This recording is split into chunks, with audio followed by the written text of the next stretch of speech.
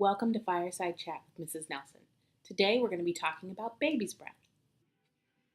Baby's breath. It's a tricky, tricky little flower.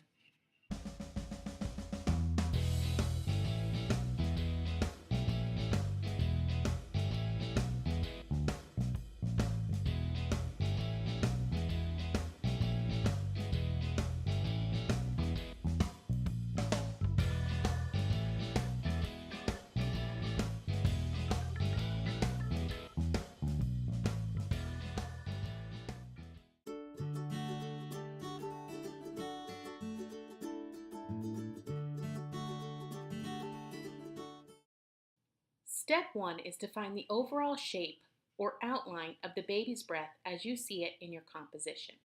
After that, I took my 2H pencil and laid down a rough shade. I wasn't too worried about how that layer of shading looked because eventually it will all blend together. The reason I wanted a light shade is to give the background some meat. There are places that you can see all the way through the baby's breath because the flower has a layered, lacy effect and it is not a solid object. Getting into the flowers themselves, I'm going to begin in the upper right section. And as you can see in my composition, there's not a lot happening by the way of values. As an artist, we get to fake a little bit of depth, but know that as we move from section to section, more values will naturally appear. As you get started, remember it is important to finish a small section at a time before you move on to the next. When you work that way, you actually get done. Find some of the branches and lay them down on the page. In no way should you attempt to draw every branch unless you are looking to spend the majority of your year on this project alone. Once you've drawn some branches in a small area, take an eraser and reverse draw to get a series of small, irregular circles of varying sizes onto your paper. Baby's breath has a small flower, but they are not all the same. I liked using the stick eraser for this point, but you can decide which eraser works best for you. I'm going to take my 2H pencil and begin to get a small cloud-shaped value scale to inform the flower shapes, but I'm doing this on only a section of each flower and not necessarily all the way around.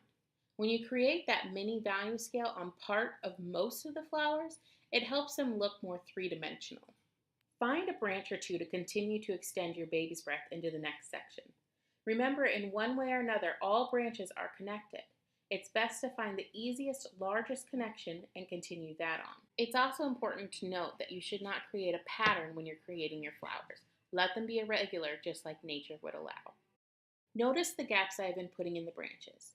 That gives the illusion that the line continues on, but the space in between is where a cluster of flowers will go.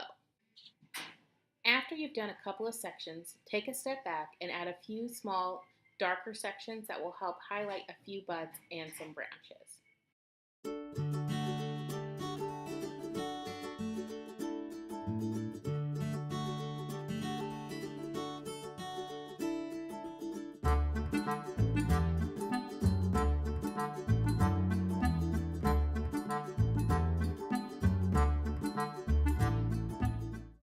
Now that I've finished the lightest portion in the upper right corner, we are going to look for darker values in the background and lay those down in the pattern that they appear. Another option would be to do this step at the very beginning, when I laid down the first background value. When darker values are on the page, this will make your entire composition have more depth and give it an overall three-dimensional look. When you have built up enough value, begin your three-step process again. Only this time you will begin to vary from a 2H pencil to either an HB, 2B, or 4B to get some darker values in, depending on what area you are working with for the branches. When you erase out your flowers, they will not be as bright as before because of the darker value that was laid down. Add in the mini value scales around the flowers when you are finished. You will find yourself needing to rework areas to add some darker spots or reverse draw highlights. Your eyes will get lost in the baby's breath, and you may find yourself needing quick, frequent breaks, so have another easier area that you are working on ready for when you need to relax your eyes. That's all for today's Fireside Chat. I'll see you next time.